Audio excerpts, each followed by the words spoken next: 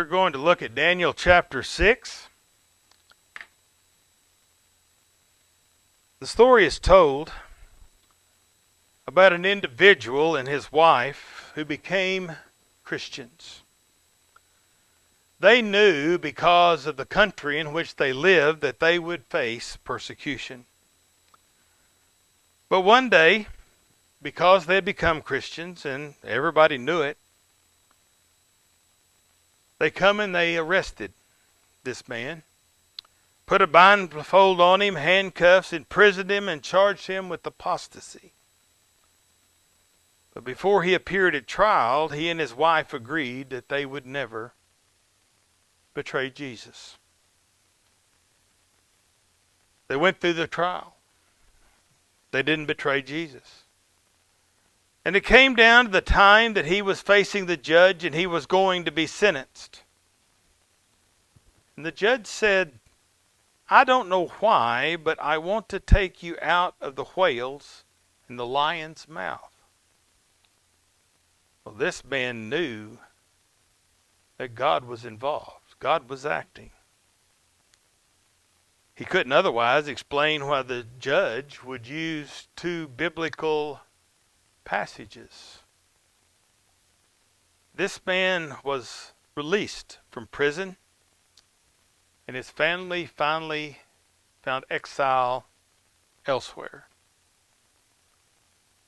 This echoes the story that we find here in Daniel chapter 6, beginning in verse 1.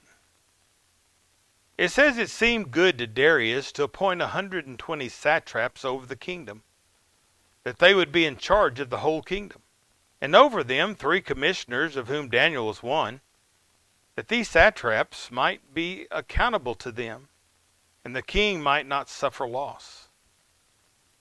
Then this Daniel began distinguishing himself among the commissioners and satraps because he possessed an extraordinary gift. And the king planned to appoint him over the entire kingdom. The commissioners and satraps began trying to find a ground of accusation against Daniel in regard to governmental affairs.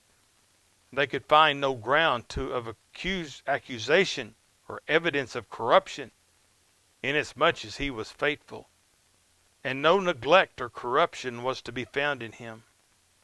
And these men said, we will not find any ground of accusation against this Daniel unless we find it against him with regard to the law of his God.